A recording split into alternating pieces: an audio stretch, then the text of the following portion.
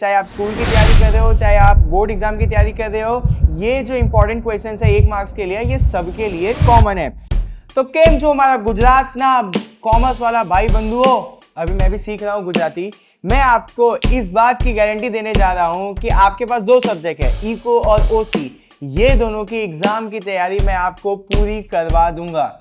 जिस तरीके से मैं आपको एग्जाम की तैयारी कर रहा हूं, बस आप उसको फॉलो करते जाओ। जितना मैं आपको एग्जाम की तैयारी करा रहा हूं, उसमें से 70% तो आएगा, ये मेरी गारंटी है मेरे गुजरात के कॉमर्स के भाई बंधुओं को। चलो अभी हम लोग पहले चैप्टर का 1 मार्क्स की तैयारी कर लेते हैं। तो यहाँ पे पहले चैप्टर में पहला जो सवाल है पहले चैप्टर से 1 मार्क्स के लिए, what is mean bye graph? Visual representation of data. क्या है graph? Visual representation of data. मान लो कि कोई भी चीज पिक्चर के फॉर्म में है, हम लोग उसको बोलेंगे ग्राफ या फिर डायग्राम।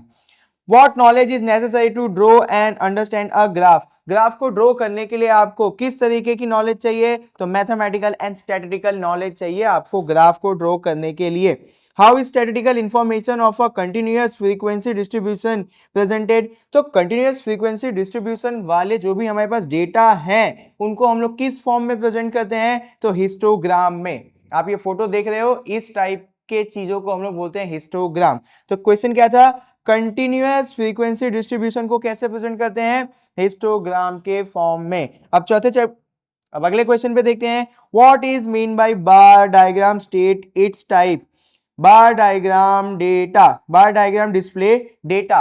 देखो सिंपल सी भाषा में बता दूं तो बार डायग्राम बनाया जाता है 2 चीजों को कंपेयर करने के लिए। यानी कोई भी आपके पास 2 अलग अलग डेटा है, उसको कंपेयर करने के लिए जो हम लोग डायग्राम बनाते हैं, हम लोग उसको बोलते हैं बार डायग्राम। एक वर्ड में कैसे लिखना है वो यहाँ पे मैंने आपको बता दिया। बार डायग्राम के टाइप्स को हमको बताना है। तो सिंपल बार डायग्राम होता है, मल्टीपल बार डायग्राम होता है और सब डिवाइडेड बार डायग्राम होता है। तो ये 3 टाइप के बार डायग्राम देखने को मिलते हैं। For which type of distribution is a graph drawn?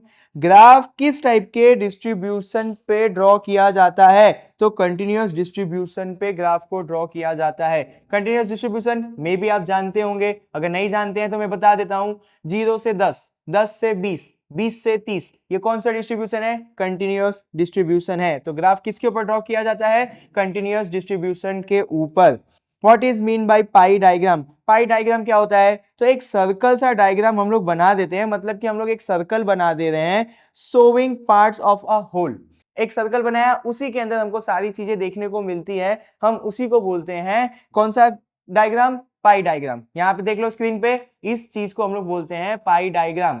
In a bar diagram, we obtain a division among all the bar representing a shared value, shared variable and standard base value. Which type of diagram is known? Subdivided bar diagram. Question ही नहीं समझ में आया होगा। यहाँ पे ऐसा बोल रहा है कि एक मेन डेटा है, उस मेन डेटा से निकलते हुए या उस मेन डेटा को सपोर्ट करते हुए हमारे पास और भी डेटा है। तो ऐसे डेटा के लिए हम लोग कौन से टाइप का डायग्राम बनाएंगे? तो सब डिवाइडेड बार डायग्राम। नहीं समझ में आया? मान लो कि एक स्कूल है, एक स्कूल के अंदर 9th 10th के स्टूडेंट का कंपैरिजन किया जा रहा है कि 9th में कितने लड़के हैं, कितनी लड़की है, 10th में कितने लड़के हैं, कितनी लड़की है। तो मेन डेटा क्या है? Total student. मान लो कि 9th के अंदर 50 स्टूडेंट है और 10th के अंदर भी 50 स्टूडेंट है। 9th के अंदर 20 लड़की हैं, 30 लड़के हैं। 10th के अंदर 25 लड़के हैं, 25 लड़की हैं। तो मेन डेटा क्या था? Total student. उसके सब डेटा क्या थे? कितने लड़की हैं, कितने लड़के हैं। तो जब आपके पास ऐसे टाइप का डायग्राम होगा और आपको कंपेयर करना होगा, तो आप किस टाइप का डायग्राम बनाओगे? तो सब डिवाइडेड बार डायग्राम। और मैंने आपको ऊपर ही बोला था कि बार डायग्राम को बनाया जाता है डेटा को कंपेयर करने के लिए। आगे देखते हैं, state the formula for the pi diagram. ये फॉर्मूला यहाँ पे है, स्क्रीनशॉट ले लो, इसको क्या ही समझाऊं मैं। आगे, Who present the data CD about economic information? कौन हमें इकोनॉमिक की इंफॉर्मेशन देता है? ये मेन सवाल है। वहां पे CD लिख दिया है तो आप लोग कंफ्यूज मत होना। मेन सवाल ये है कि कौन हमें इकोनॉमिक का डेटा प्रोवाइड करता है? तो CSO, सेंट्रल स्टैटिस्टिकल ऑफिस, हमको इकोनॉमी का डेटा प्रोवाइड करके देता है। आगे का देख लेते हैं, what is mean bye a diagram? Pictorial presentation of data. Diagram का मतलब क्या होता है? किसी भी डेटा को हम लोग पिक्चर के फॉर्म में प्रेजेंट कर देंगे तो हम लोग उसको क्या बोलेंगे? डायग्राम बोलेंगे। Which tool is essential for processing statistical data? हमको कौन से टूल चाहिए जो भी हमारे पास डेटा है उसको प्रोसेस करने के लिए। तो यहाँ पे सिंपल सा आंसर है कंप्यूटर चाहिए हमको हमारे स्टैटिस्टिकल डेटा को प्रोसेस करने के लिए। Right the formula for the fraction of the circle. ये क्वेश्चन अलग टाइप से पूछ लिया। यहाँ पे देखो ये वाला जो आपका क्वेश्चन होगा, state the formula for the pi diagram, right the formula for a fraction of the circle. Answer same है बट यहाँ पे क्वेश्चन पूछने का तरीका अलग है, इसीलिए यहाँ पे मैंने लिख के रखा हुआ है। आगे देखते हैं, What is drawn for time based data as well as related data। अगर हम लोगों के पास टाइम बेस्ड डेटा है, मतलब जो भी डेटा है वो टाइम को बता रहा है, तो ऐसे टाइप के लिए हम लोग कौन सा ग्राफ ड्रॉ करते हैं? तो हम लोग ड्रॉ करते हैं लाइन ग्राफ। मान लो कि हम लोगों को हमारे देश के पॉपुलेशन के बारे में बताना है कि 1920 में कितना पॉपुलेशन था, 1950 में कितना पॉपुलेशन था, 1990 में कितना पॉपुलेशन था। तो ये हमारे पास क्या है? टाइम बेस्ड डेटा है। इसको अगर हम लोगों को ग्राफ के फॉर्म में रिप्रेजेंट करना है तो कौन से टाइप का ग्राफ बनाना पड़ेगा? लाइन ग्राफ बनाना पड़ेगा। What is the difference between a discrete and continuous frequency. हम लोगों को डिस्क्रीट और कंटिन्यूअस फ्रीक्वेंसी के बीच का डिफरेंस बताना है। पूछा 1 मार्क्स में है, इसीलिए आंसर छोटा ही रखना है हमको। जो डिस्क्रीट डिस्ट्रीब्यूशन है वो वैल्यू को सेपरेट करता है, जो कंटिन्यूअस डिस्ट्रीब्यूशन वाला डेटा है वो डेटा को कंटिन्यूअस रेंज में करके रखता है। एग्जाम्पल, डिस्क्रीट में 0 से 10, फिर 11 से 20, फिर 21 से 30, ये क्या हो गया आपका डिस्क्रीट डिस्ट्रीब्यूशन वाला डेटा। ये क्या कर रहा है? डेटा को सेपरेट कर रहा है। अब एग्जाम्पल देख लेते हैं कंटिन्यूअस का, 0 से 10, 10 से 20, 20 से 30, ये डेटा को कंटिन्यूअस फ्रीक्वेंसी में डिस्ट्रीब्यूट कर रहा है। तो यही मेन डिफरेंस है 1 मार्क्स के लिए, इतना ही काफी है आप लोगों के लिए। How is technology helpful to human being. Technology कैसे ह्यूमन बींग के लिए यूजफुल है? कैसा फुद्दू सा सवाल है बट इसका आंसर आपको देना पड़ेगा। टेक्नोलॉजी की वजह से टाइम सेव होता है और एफर्ट यानी एनर्जी भी सेव होती है।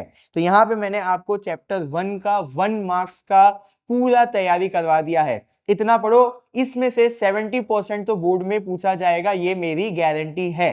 अब हम लोग चैप्टर 2 के 1 मार्क्स के क्वेश्चन को सॉल्व कर लेते हैं। तो चैप्टर 2 का नाम क्या है? Indicator of growth and development. ये आपके चैप्टर 2 का नाम है। पहला क्वेश्चन देखते हैं, what is the meaning of economic development. यहाँ पे आप बहुत ध्यान से देखना, इस चैप्टर में जल्दी जल्दी में एक गलती मत करके आना। यहाँ पे लिखा हुआ है इकोनॉमिक डेवलपमेंट, कभी कभी हो सकता है इकोनॉमिक ग्रोथ, तो ध्यान से पढ़ना। अभी क्वेश्चन क्या है? What is the meaning of economic development. Economic development का मतलब हमको बताना है। तो इकोनॉमिक डेवलपमेंट का मतलब होता है कि ग्रोथ करना और प्रोग्रेस करना। ग्रोथ किस में करना? यानी नेशनल इनकम और पर कैपिटा इनकम के अंदर ग्रोथ होते रहना चाहिए और इंसान के अंदर हमेशा प्रोग्रेस होता रहना चाहिए। What is per capita income? Simple सा आंसर है एवरेज इनकम पर पर्सन। देश के हर एक इंसान की एवरेज इनकम को हम लोग इकोनॉमी के भाषा में बोलते हैं पर कैपिटा इनकम। अब जो तीसरा सवाल है, what is the infant mortality rate. ये क्या है इसको समझते हैं। The death of infant below 1 year पर 1000 बर्थ। 1 साल के अंदर 1000 बच्चों में से कितने बच्चों की डेथ हो जा रही है, इस सिचुएशन को हम लोग कंसिडर करते हैं इन्फेंट मॉर्टेलिटी रेट के अंदर। क्या क्या याद रखना है? 1000 बच्चे 1 साल तक की उम्र पहुंचने तक अगर उनकी डेथ हो जाती है तो हम लोग उनको किस में काउंट करते हैं? इन्फेंट मॉर्टेलिटी रेट के अंदर काउंट करते हैं। अगला जो सवाल है उसको ध्यान से समझो। Who present the concept of PQLI. PQLI का कॉन्सेप्ट कौन देता है या किसने दिया है? सॉरी, पीक्यूएलआई का कॉन्सेप्ट किसने दिया है? तो मॉरिस डेविस मॉरिस ने हमको पीक्यूएलआई का कॉन्सेप्ट दिया हुआ है। अगला सवाल, which factor are included in human development. Human development के अंदर कौन कौन से फैक्टर को इंक्लूड किया जाता है? Knowledge, life expectancy and living standard. ये तीनों को हम लोग इंक्लूड करते हैं किसके अंदर? ह्यूमन डेवलपमेंट के कॉन्सेप्ट के अंदर। Why is per capita income superior to national income as an indicator? As an indicator, national income से ऊपर क्यों आता है पर कैपिटा इनकम? ये आपका सवाल है। It show the average income of पर पर्सन। नेशनल इनकम जो है वो सिंगल इंसान की इनकम को शो नहीं कर पाता है। पर कैपिटा इनकम एक सिंगल इंसान की इनकम को शो कर रहा है, इसीलिए उसको ऊपर माना गया है नेशनल इनकम से। आगे का सवाल देख लेते हैं। State the standard to measure the physical quality of life. Physical quality of life को हम लोग किन किन चीजों के ऊपर मेजर करते हैं? तो पहला है लिटरेसी, दूसरा है लाइफ एक्सपेक्टेंसी, तीसरा है इन्फेंट मोर्टालिटी रेट। ये तीनों से मिलके ही फिजिकल क्वालिटी ऑफ लाइफ भी बनता है और यही तीनों के ऊपर हम लोग फिजिकल क्वालिटी ऑफ लाइफ को मेजर करते हैं। What does high per capita income indicate? अगर किसी भी देश का पर कैपिटा इनकम हाई है तो वो क्या इंडिकेट कर रहा है? उस देश के अंदर डेवलपमेंट है। Right the full name of HPI and GDI। ये लिखा हुआ है, आप देख लो, स्क्रीनशॉट ले लेना, इसको मेरे को समझाने की जरूरत नहीं है आपको। आगे देखते हैं। What is life expectancy at birth? What does it indicate? The average number of year a child is expected to live reflect their health level। Question क्या है समझना, लाइफ एक्सपेक्टेंसी क्या है और वो क्या इंडिकेट करता है। हम लोग ऐसे बैठ के फालतू में बोलते रहते हैं ना कि मैं 60 साल जीऊंगा तो कोई 80 साल जिएगा, तो जापान के अंदर लोग 90 साल जी जाते हैं। तो ये आप क्या बोल रहे हो? लाइफ एक्सपेक्टेंसी बोल रहे हो। इनडायरेक्टली आप लोग ने क्या बोल दिया? Life expectancy. अगर किसी भी देश की लाइफ एक्सपेक्टेंसी अच्छी है तो हम लोग ये मान लेंगे कि उस देश का हेल्थ सिस्टम काफी अच्छा है। हो गया, बाद में कर लूंगा मैं। अब हम करने जा रहे हैं चैप्टर 4 के 1 मार्क्स के क्वेश्चन। चैप्टर 4 का नाम है बैंकिंग एंड मॉनेटरी पॉलिसी। पहला सवाल बोल देता हूं, what is the meaning of bank rate? Bank rate का मतलब क्या होता है? एक लाइन में कैसे लिखना है वो मेन है, बाकी बैंक रेट क्या होता है वो तो मैं आसानी से समझा दूंगा। Long term landing rate by the RBI. RBI commercial bank को लोन दे रही है और जो उसके ऊपर इंटरेस्ट चार्ज कर रही है इसी को हम लोग बोलते हैं बैंक रेट। आरबीआई किसको लोन दे रही है? कमर्शियल बैंक को, यानी छोटी वाली बैंक्स को, और जो इंटरेस्ट चार्ज कर रही है आरबीआई छोटी वाली बैंक से उसको हम लोग क्या बोलते हैं? Bank rate. When was the Reserve Bank of India established? 1 अप्रैल 1935 को रिजर्व बैंक को स्टैब्लिश किया गया था। What is the complete form of core? Centralized online real time exchange, ये फुल फॉर्म है। इस तरीके के सवाल पूछा जाता है आपको चैप्टर 4 में 1 मार्क्स के लिए। What is repo rate? Short term lending rate by RBI। RBI short term के लिए लोन दे रही है किसको? कमर्शियल बैंक को। बैंक रेट और रेपो रेट में आपको ये फर्क देखना पड़ेगा।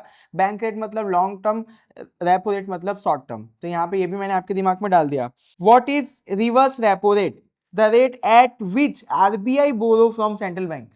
अभी तक आपने बैंक रेट और रेपो रेट में देखा कि आरबीआई लोन दे रहा था, अब आरबीआई लोन ले रहा है कमर्शियल बैंक से, हम लोग उसको बोलते हैं रिवर्स रेपो रेट। अगला सवाल, name the first bank establish in the world. Bank of Barcelona, ये पहला बैंक है दुनिया में।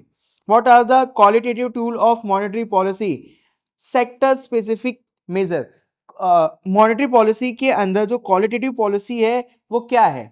तो बेसिकली आरबीआई जो है वो किसी किसी सेक्टर के ऊपर फोकस कर रही होती है, हम लोग उस पॉलिसी को बोलते हैं क्वालिटेटिव पॉलिसी। आरबीआई पॉलिसी बना रही है और सारे सेक्टर के ऊपर ध्यान दे रही है तो वो क्वांटिटेटिव पॉलिसी। अगर आरबीआई पॉलिसी बना रही है और कुछ ही चीजों के ऊपर ध्यान दे रही है हम लोग उसको बोलते हैं क्वालिटेटिव पॉलिसी। तो यहाँ पे वही चीज लिखा हुआ है, सेक्टर स्पेसिफिक मेजर। किसी किसी चीजों के ऊपर ध्यान देने वाली पॉलिसी को हम लोग बोलते हैं qualitative tool of monetary policy. Who issue all currency coin in India? कौन करेंसी कॉइन को इशू करता है इंडिया के अंदर? Finance ministry. What is the meaning of bank? An institution that accept deposit and lend money. सीधी सी भाषा में एक ऐसा इंस्टीट्यूट जो लोगों से पैसा जमा करवाता है और लोगों को लोन देता है, हम लोग उसको क्या बोलते हैं? बैंक। कैसे लिखना है वो यहाँ पे मैंने आपको बता दिया। Right the equation of credit creation, मतलब फॉर्मूला लिखना है। यहाँ पे इक्वेशन बोला तो आप कंफ्यूज हो जाओगे। ऐसा पूछा जा रहा है कि क्रेडिट क्रिएशन का फॉर्मूला लिखना है, तो क्या होता है फॉर्मूला? ये रहा, आप देख लेना, आपको बुक में मालूम ही है, बट आपको समझना क्या था? क्वेश्चन समझना था। Who manage the prime minister Jan Dhan योजना? कौन मैनेज करता है प्राइम मिनिस्टर जनधन योजना को? Reserve Bank of India. Which type of deposit are most liquid? इसका मतलब ये है कि हमारे पास जितने भी टाइप के डिपॉजिट हैं उसमें से सबसे लिक्विड टाइप का डिपॉजिट कौन सा है, मतलब कि हम लोग बार बार किस डिपॉजिट या किस अकाउंट से पैसा निकाल सकते हैं, तो वो होता है करंट डिपॉजिट। क्लियर हो गया? आगे, right the complete form of SLR and OMO। Full form यहाँ पे देख लेना, मैं इसको पढ़ा नहीं रहा हूँ, बस बता रहा हूँ कि क्वेश्चन कैसे पूछती है बोर्ड आपसे। अब जो 14 क्वेश्चन है, what are the quantitative and qualitative tool of monetary policy? Qualitative का तो आपने पढ़ लिया, स्पेसिफिक वाला था। अब यहाँ पे देखो, क्वांटिटेटिव के लिए क्या आएगा? जनरल। क्वालिटेटिव के लिए क्या आएगा? सेलेक्टिव। यही तो मैंने आपको ऊपर समझाया था, अब इसको बार बार नहीं समझाता वरना आपका टाइम खराब होगा। Give the complete form of core and ATM, ये रहा आपका। बस ध्यान दो कि बोर्ड इस तरीके से क्वेश्चन पूछ रही है। When was the RBI establish and nationalise? 1935 में आरबीआई एस्टेब्लिश हुई थी और नेशनलाइज हुई थी 1949 में। अब हम लोग 5th चैप्टर के ऊपर फोकस करते हैं कि बोर्ड इस चैप्टर से किस तरीके से 1 मार्क्स से सवाल पूछती है। तो चैप्टर का नाम है गरीबी। पहला क्वेश्चन क्या है? Who is non as absolute poor? किसको हम लोग एब्सोल्यूट पुअर बोलेंगे? Can not meet basic need, जो अपने लिए बेसिक नीड का भी बंदोबस्त नहीं कर सकता, हम लोग उसको गिनते हैं एब्सोल्यूट पुअर के अंदर। When was the poverty elevation Jan Dhan योजना इंट्रोड्यूस इन इंडिया? जनधन योजना कब आया था? 28 अगस्त 2014 में आया था। What is poverty line? Poverty line एक इमेजिनरी लाइन होती है। इस लाइन के अगर आप ऊपर आ रहे हो मतलब आपके पास रोटी कपड़ा मकान खरीदने का पैसा है। इस लाइन के आप नीचे आ रहे हो तो मतलब आपके पास रोटी कपड़ा मकान खरीदने का पैसा नहीं है। लिखना कैसे है उसको? The poverty line is an imaginary line, वही मैंने आपको बोला, that denote the minimum income and expenditure required to satisfy the basic need of people. अभी मैंने आपको समझा दिया था ना, रोटी कपड़ा मकान खरीदने का आपके पास पैसा है तो आप इस लाइन के ऊपर आते हो, रोटी कपड़ा मकान खरीदने का पैसा आपके पास नहीं, इस लाइन के नीचे आते हो, खत्म बात। आगे, which method is use to measure relative poverty? Relative poverty को मेजर करने के लिए कौन सा मेथड यूज किया जाता है? तो लॉरेंस कर्व और गिनी कोफिशिएंट, याद कर लेना, ये मेथड है। इन मेथड से ही हम लोग रिलेटिव पोवर्टी को मेजर करते हैं। अब 5वां क्वेश्चन देख लेते हैं। What is mean by relative poverty? Relative poverty refer to income inequality among different group within a society. मान लो कि मेरी बहन 50,000 कमा रही है, मैं 1 लाख रुपए कमा रहा हूँ और मेरा बड़ा भाई 2 लाख रुपए कमा रहा है, तो हम लोग एक दूसरे से अमीर गरीब हैं। मैं मेरी बहन से अमीर हूँ और मैं गरीब हूँ मेरे बड़े भाई से। समझ में आया? तो जब भी हम सोसाइटी के अंदर अलग अलग इनकम के ग्रुप वाले लोगों के साथ अपनी इनकम को कंपेयर करते हैं, इस सिस्टम को हम लोग बोलते हैं रिलेटिव पोवर्टी। कैसे लिखना है वो मैंने आपको बता दिया। Give the complete form of IRDP, यहाँ पे लिखा हुआ है, आप देख लेना। Right the full name of MNREGA, Mahatma Gandhi national rural employment guarantee act. आगे देखते हैं अगला क्वेश्चन क्या पूछे ये बोर्ड इस चैप्टर से।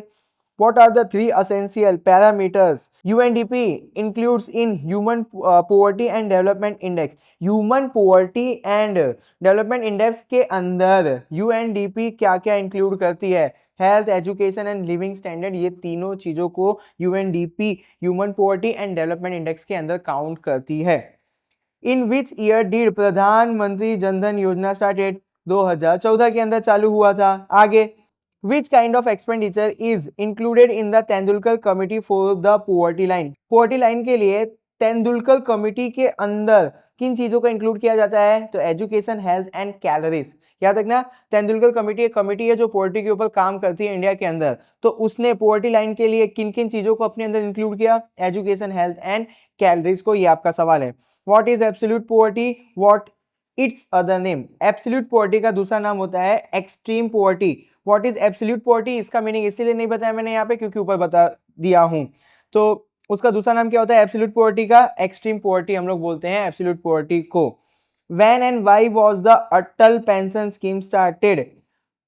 9 मई 2015 के टाइम पे चालू हुआ था Atal pension scheme. When and why का आंसर मैं अभी आपको दे देता हूं। अटल पेंशन योजना स्टार्ट की गई थी अनऑर्गेनाइज सेक्टर के लोगों को पेंशन प्रोवाइड करने के लिए। अनऑर्गेनाइज सेक्टर के लोग कौन से हो गए? जो भी हमारे आसपास सब्जी बेचे हैं, वड़ा पाव बेचे हैं, ये सारे लोग हो गए अनऑर्गेनाइज सेक्टर में। ऐसे लोगों को पेंशन प्रोवाइड करने के लिए चालू किया गया था Atal pension scheme.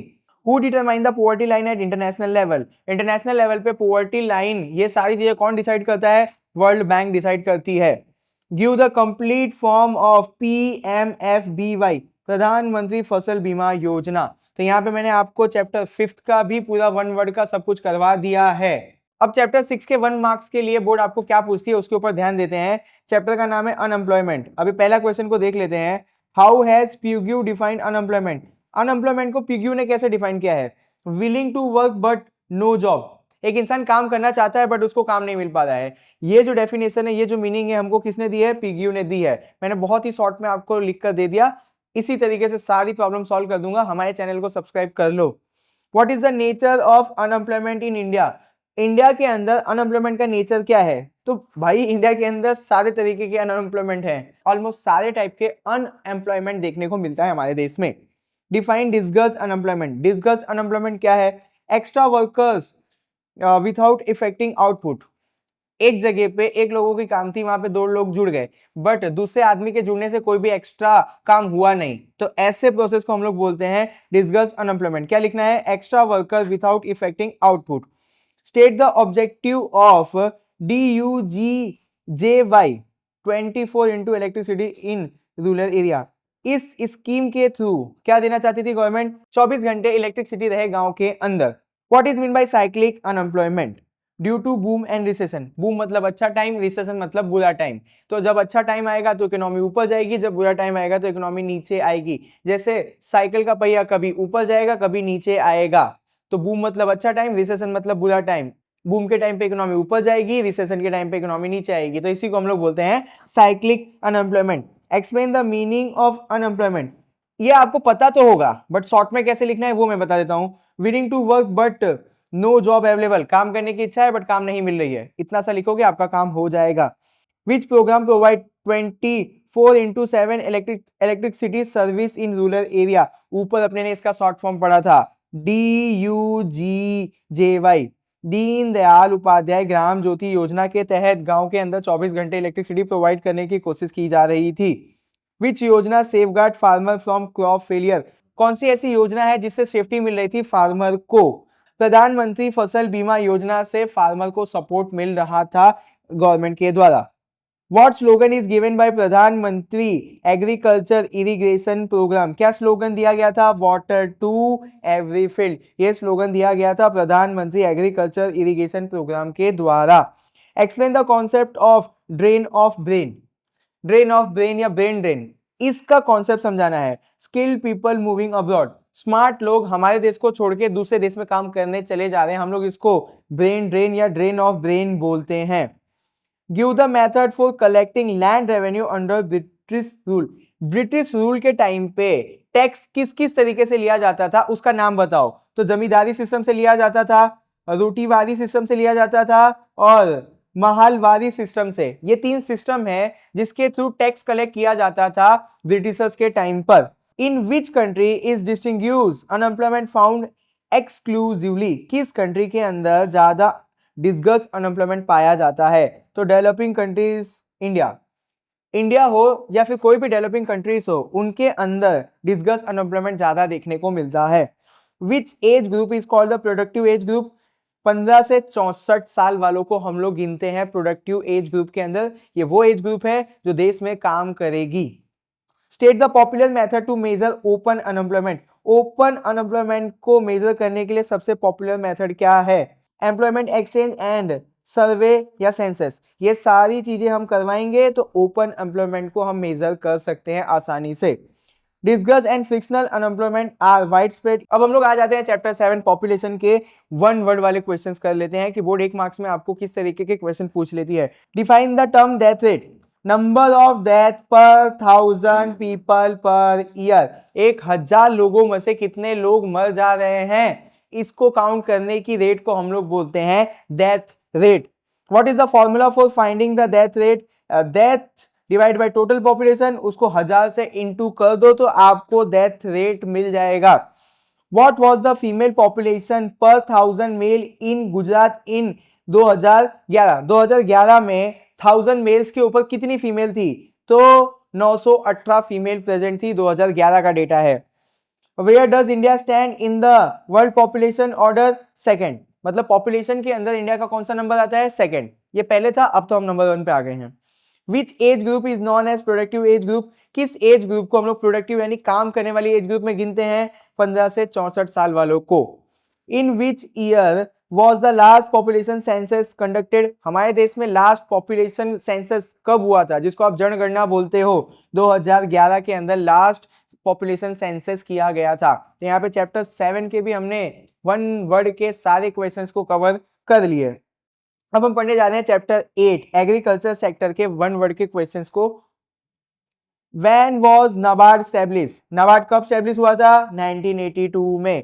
When was the first 5-year plan implemented? 1951 में पहली बार सरकार ने 5 ईयर वाला प्लान प्रेजेंट किया था। मतलब 5 साल का प्लान पहली बार 1951 में बनाया गया था सरकार के द्वारा देश चलाने को। How much employment was provided by the agriculture sector in 2014 to 15? 2014-15 आने तक कितना परसेंट एम्प्लॉयमेंट प्रोवाइड करता था एग्रीकल्चर? तो 49% एम्प्लॉयमेंट प्रोवाइड कर रहा था एग्रीकल्चर 2014-15 तक।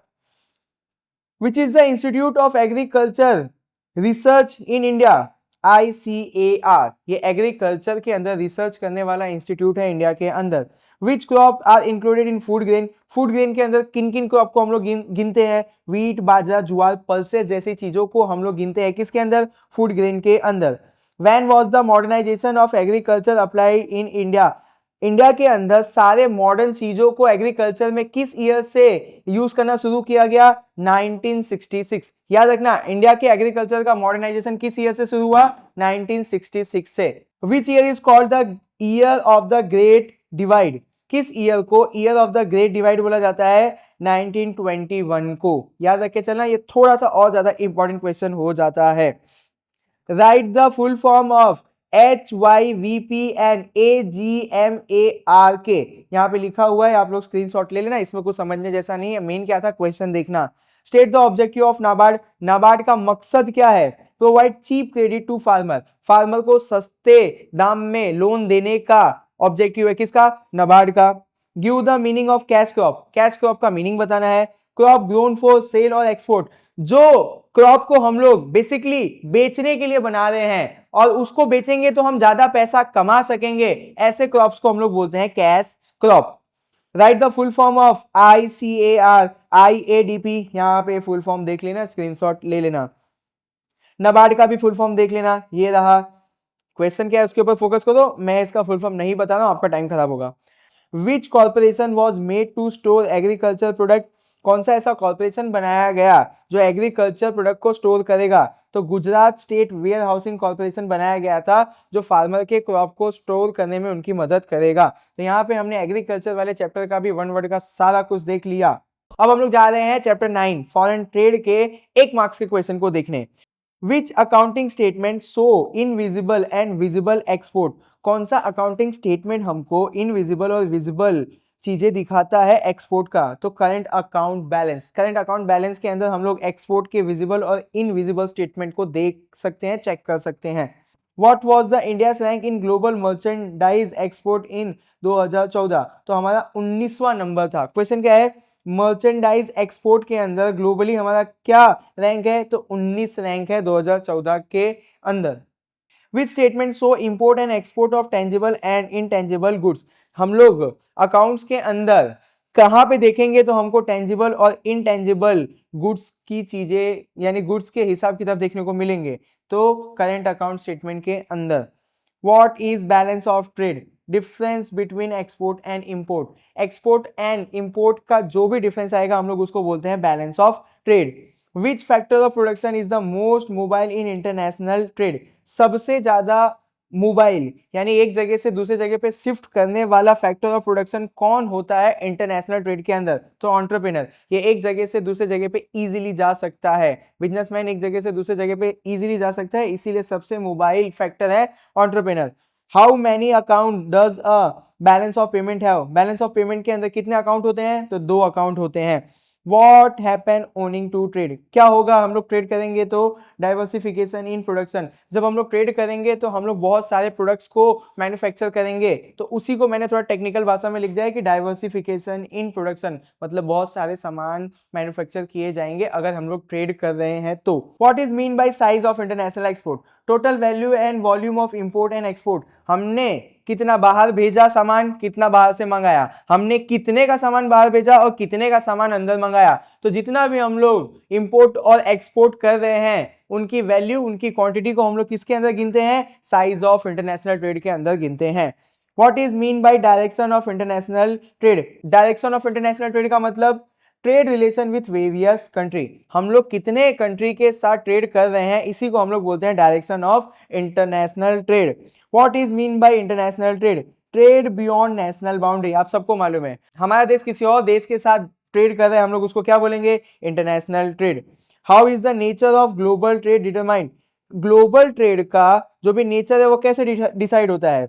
Bye trade circumstances and government policy. हमको किसी के साथ बिजनेस करना है या पूरी दुनिया को एक दूसरे के साथ बिजनेस करना है, तो हम लोग इसको बोलेंगे कि ग्लोबल ट्रेड का डिसीजन लिया जा रहा है। वो कैसे लिया जाएगा कि किस तरीके का आपका ट्रेड है और गवर्नमेंट क्या क्या पॉलिसी ला रही है। मतलब हमारे देश ने बोला हमको चाइना के साथ बिजनेस करना है तो करना है, हमारे देश ने बोला हमको पाकिस्तान के साथ बिजनेस नहीं करना है तो नहीं करना है। तो गवर्नमेंट की पॉलिसी और इंटरनेशनल मार्केट में क्या चल रहा है उसके ऊपर क्या डिसाइड होता है, ग्लोबल ट्रेड का पूरा नेचर डिसाइड होता है। When does the value of the Indian rupee change? कब हम लोग इंडियन रूपी की वैल्यू को चेंज करते हैं? According to the international market. International market में हमारे पैसे की कितनी डिमांड है उसके हिसाब से हमारे देश के रुपए की वैल्यू डिसाइड की जाती है या चेंज होती है। Which factor is the most mobile in international trade? ऊपर अपने ने पढ़ लिया था, वापस से रिपीट हो गया। Entrepreneur. Right the full form of WTR and name it's inventor. देखो, वेल्थ ऑफ नेशन इसको इन्वेंट किया था एडम स्मिथ ने। तो यहाँ पे हमने चैप्टर 9 के भी वन वर्ड के सारे क्वेश्चंस देख लिए। फोकस करो क्वेश्चन के ऊपर, आंसर तो आप बना ही लोगे, बट ये ध्यान रखो कि 1 मार्क्स में किस तरीके के क्वेश्चन पूछे जाते हैं। अब यहाँ पे हम लोग चैप्टर 10 यानी इंडस्ट्रियल सेक्टर के 1 मार्क्स वाले क्वेश्चन देख लेते हैं। ये यहाँ पे देखना, KRIBHO fall under which type of industry? तो कोऑपरेटिव सेक्टर इंडस्ट्री। इसको क्या पढ़ेंगे? क्रिब को fall under which type of industry? तो कोऑपरेटिव सेक्टर इंडस्ट्री। याद रखना, इतना बड़ा सा जो नाम आएगा वो किसके अंदर आता है? कोऑपरेटिव सेक्टर इंडस्ट्री के अंदर आता है। Define a tiny industry. आपको टाइनी इंडस्ट्री को डिफाइन करना है। Labour intensive industry with investment up to 25 lakh. 25 lakh तक का जिस इंडस्ट्री के अंदर इन्वेस्टमेंट हुआ है हम लोग उसको बोलेंगे टाइनी इंडस्ट्री, और सारा काम किससे करवाया जाएगा? लेबर से, इसीलिए हम लोग उसको बोलेंगे labour intensive. Define a public corporation. आपको पब्लिक कॉर्पोरेशन को डिफाइन करना है। Government owned but independently manage body. उसको गवर्नमेंट ओन करेगी बट उसको चलाएगा कोई और बॉडी। जैसे कि मान लो हमारे देश के अंदर LIC किसकी कंपनी है? तो LIC गवर्नमेंट की कंपनी है, बट उसको चलाता कौन है? LIC के पूरे स्टाफ होंगे जो उनको चलाएंगे। कंपनी ने खोल के दे दिया LIC, अब LIC कंपनी को उसके अंदर जो एम्प्लॉय है वही चलाएंगे, गवर्नमेंट का इतना कोई इंटरफेरेंस नहीं होगा। तो ऐसी कंपनी को हम लोग बोलते हैं public corporation. What is a special economic zone? Special economic zone क्या होता है? Area attracting foreign investor for export oriented growth. हम लोगों को बाहर देश से इन्वेस्टमेंट लाना है और फैक्ट्री डालनी है, पर फैक्ट्री डालेंगे क्यों? क्योंकि वहां पे जो भी चीज हम बनाएंगे उसको हम लोग एक्सपोर्ट करेंगे खाली। तो ऐसे एरिया को हम लोग बोलते हैं स्पेशल इकोनॉमिक जोन। हमारे पास एक जमीन है, एक जगह है, वहां पे हमने बाहर देश वालों से फैक्ट्री लगवाई और वहां पे जो भी सामान बन रहा है हम लोग उसको एक्सपोर्ट करेंगे, तो ऐसी जगह को हम लोग बोलते हैं special economic zone. Explain the meaning of cottage industry. Cottage industry का मीनिंग बताना है। Family run industry using simple tool and little investment. घर से ही चलेगा ये काम और इस काम के अंदर बहुत छोटा सा होगा इन्वेस्टमेंट, जैसे अचार बनाने का काम, पापड़ बनाने का काम, ये सब किसके अंदर आता है? कॉटेज इंडस्ट्री के अंदर आता है। Which production technique are use by small scale industry? Small scale industry कौन सा प्रोडक्शन टेक्निक इस्तेमाल करती है? तो labour intensive technique. Small industry labour से काम करवाती है, तो ऐसी टेक्निक को हम लोग बोलते हैं लेबर इंटेंसिव टेक्निक, क्योंकि उनके पास पैसा तो होता नहीं है तो वो मशीनों से नहीं काम करवा सकते। किससे काम करवाते हैं? लेबर से। तो ऐसी टेक्निक को क्या बोलते हैं? Labour intensive technique. Give an example of the intermediate good industry. Yarn, steel, seat और मशीन। बेसिकली ये लोग इंडस्ट्री को सपोर्ट करने वाली बेसिकली ये लोग फैक्ट्री को सपोर्ट करने वाले दलाल वाली इंडस्ट्री है। जैसे जब तक स्टील का सीट नहीं पहुंचेगा तब तक कोई भी सामान बनेगा नहीं, तो ये सारी इंडस्ट्री जो है वो दलाली करती है, मतलब बीच में आती है, इंटरमीडिएट होती है, तभी जाके सारा प्रोडक्शन होता है। What is mean by departmental industry? Government run industry under direct control and budget. Government ही उसको चलाएगी, गवर्नमेंट ही उसके अंदर पैसा लगाएगी। जैसे रेलवे, गवर्नमेंट ही रेलवे का बजट बनाएगी और सीधा गवर्नमेंट उसको चलाती है। ऐसी इंडस्ट्री को हम लोग बोलते हैं डिपार्टमेंटल इंडस्ट्री। कॉर्पोरेशन में गवर्नमेंट बनाएगी, चलाएगा कोई और। डिपार्टमेंटल में गवर्नमेंट ही बनाएगी, गवर्नमेंट ही बजट बनाएगी, गवर्नमेंट ही चलाएगी, सारा चीजें गवर्नमेंट के द्वारा ही किया जाएगा, उसको बोलते हैं हम लोग departmental industry. How many special economic zones are there in India? अभी तक 8 स्पेशल जोन है हमारे देश के अंदर। Give example of joint stock companies. Joint stock companies के एग्जांपल हमको देने हैं, जैसे ONGC, भेल और IOC। What are the medium scale industry? जिसके अंदर 5 से 10 करोड़ का इन्वेस्टमेंट हुआ है हम लोग उसको बोलते हैं medium scale industry. State the classification of public sector unit public sector unit यानी गवर्नमेंट की इंडस्ट्री का क्लासिफिकेशन करना है तो गवर्नमेंट के पास डिपार्टमेंटल टाइप की इंडस्ट्री होती है, पब्लिक कॉर्पोरेशन टाइप की इंडस्ट्री होती है, जॉइंट स्टॉक कंपनी होती है। गवर्नमेंट की कौन कौन सी कंपनी है, यानी गवर्नमेंट की कौन कौन सी टाइप की कंपनी है, तो departmental, public corporation, joint stock, ये आपका आंसर है। When, where, says, implemented, state their purpose। हमारे देश में स्पेशल इकोनॉमिक जोन कब बनाया गया था, तो 1 अप्रैल 2000 के अंदर बनाया गया था पहली बार, to attract foreign investment and promote export. बाहर देश वाले आके हमारे देश के अंदर मैन्युफैक्चरिंग करे और हम लोग वही मैन्युफैक्चरिंग किया हुआ गुड्स पूरी दुनिया में एक्सपोर्ट कर दे, ये मेन पर्पस था स्पेशल इकोनॉमिक जोन बनाने का। GSPC fall under which type of industry, तो जॉइंट सेक्टर इंडस्ट्री। जीएसपीसी का फुल फॉर्म मुझे आप लोग कमेंट करना, इस चैप्टर का भी मैंने आपको 1 मार्क्स का सारा क्वेश्चन करवा दिया। अब हम लोग करने जा रहे हैं chapter 11 emerging issue in India के 1 वर्ड वाले सारे questions. Give the complete form of ONGC. यहाँ पे आप देख लेना, ये मीनिंग में आपको, ये फुल फॉर्म में आपको नहीं पढ़ा रहा हूं। How has WHO define health. WHO health को कैसे डिफाइन करता है, health is a state of physical, mental and social wellbeing. कैसे उसने बोला कि हेल्थ एक फिजिकल, मेंटल और सोशल वेलबींग वाला कंसर्न है। What is mean by investment in human capital, human के ऊपर इन्वेस्ट करने का मतलब क्या होता है, money spend on education, health and training to develop ability. इंसान को अच्छा बनाने के लिए हम लोग उसकी एजुकेशन पे, हेल्थ पे और ट्रेनिंग पे खर्चा करते हैं, इसी प्रोसेस को हम लोग बोलते हैं investment in human capital. What is mean by development based migration, development based migration का मतलब क्या होता है, migration cause by economic development और एनवायरमेंटल प्रोजेक्ट। मान लो कि मुझे अभी अमेरिका में काम मिला और मैं अमेरिका चला गया, तो ये कहलाता है डेवलपमेंट बेस्ड माइग्रेशन। समझ में आया। What is mean by urbanization based migration, urbanization based migration, migration from rural to urban area, गांव से हम शहर की तरफ आ गए रहने के लिए, काम करने के लिए, हम लोग इसको काउंट करते हैं अर्बनाइजेशन बेस्ड माइग्रेशन के अंदर। Electricity generated through coal is non as thermal power, ये तो आपने साइंस में पढ़ा ही होगा। What migration occur due to Sardar Sarovar Yojana इन गुजरात, सरदार सरोवर योजना जो गुजरात में चालू की गई थी, तो इसकी वजह से किस टाइप का माइग्रेशन हुआ, डेवलपमेंट बेस्ड माइग्रेशन, क्योंकि ये जो योजना है गुजरात के अंदर डेवलप करने के लिए लाया गया था, इसके थ्रू अगर माइग्रेशन हुआ तो हम लोग उसको किसके अंदर काउंट कर रहे हैं, डेवलपमेंट बेस्ड माइग्रेशन के अंदर काउंट कर रहे हैं। What is mean by urbanization, urbanization का मतलब क्या होता है, movement of people from rural to urban area, लोग गांव से शहर के अंदर आके बस जा रहे हैं, हम लोग इसको बोलते हैं urbanization. Since when was urbanization being rising, कब से अर्बनाइजेशन होने लगा, जब से इंडस्ट्रियलाइजेशन आया, जब से शहरों के अंदर फैक्ट्रीज बनने लगी, तब से ही शहर के अंदर अर्बनाइजेशन स्टार्ट हो गया था। What is mean by internal and international migration, internal मतलब within a country, international मतलब बिटवीन कंट्रीज। देश के अंदर एक शहर से दूसरे शहर में हम लोग जो भी मूवमेंट ले रहे हैं, इसको हमने बोला इंटरनल माइग्रेशन। इंडिया से मैं पाकिस्तान चला गया, जापान चला गया, फ्रांस चला गया, इसको मैं बोलूंगा international migration. Give the full form of WHO, यहाँ पे देख लेना। What 2 thing are essential for good health, कौन सी 2 चीजें हैं जो सबसे ज्यादा जरूरी हैं एक अच्छी हेल्थ के लिए, प्रॉपर डाइट और मेडिकल फैसिलिटी। अच्छा खाओगे, अच्छी दवाई मिलेगी तो हेल्थ अच्छे से रहेगा। अब 13 और लास्ट क्वेश्चन देख लेते हैं। How many political causes are there for migration, migration करने के लिए कितने पॉलिटिकल फैक्टर्स असर में आते हैं, 2 हैं, एक वॉर है, एक है अवॉइडिंग फ्रिक्शन। आपको वॉर पता है, दंगा हो गया तो इंसान एक जगह से दूसरे जगह पे अपने आप को सेव करने के लिए चला जाएगा। अब अवॉइडिंग फ्रिक्शन, अवॉइडिंग फ्रिक्शन का मतलब ये है इकोनॉमी के अंदर कि ये ऐसी जगह है जहां पे बहुत अच्छे से प्रोडक्शन होता है। मान लो कि मैं भी रहता हूं अंकलेश्वर के अंदर, यहाँ पे केमिकल फैक्ट्री बहुत ज्यादा है, तो यहाँ पे केमिकल फैक्ट्री के लिए अवॉइडिंग फ्रिक्शन है, मतलब कि यहाँ पे केमिकल फैक्ट्री अगर डालना है तो आसान है।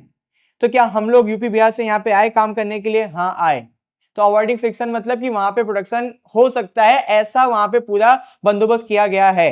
तो जहां पे भी प्रोडक्शन होगा यानी वहां पे फैक्ट्री अच्छी चलेगी तो लोग वहां पे भी माइग्रेट होंगे। तो 2 फैक्टर क्लियर हो गए, वॉर और अवॉइडिंग फ्रिक्शन। अवॉइडिंग फ्रिक्शन मतलब वहां पे प्रोडक्शन की सारी व्यवस्था है, मतलब फैक्ट्री अच्छे से चलेगी। जब फैक्ट्री अच्छे से चलेगी तो लोग भी वहां पे आएंगे काम करने के लिए। तो ये 2 पॉलिटिकल फैक्टर्स इफेक्ट करते हैं माइग्रेशन के लिए। तो यहाँ पे मैंने आपको सारा 1 मार्क्स का क्वेश्चन करवा दिया है। अब मैं आपको करवाऊंगा 2 मार्क्स के क्वेश्चन की तैयारी। तो जिसको भी किसी भी टॉपिक में डाउट है तो मुझे नीचे कमेंट करना, मैं उसको भी सॉल्व करने की पूरी कोशिश करूंगा।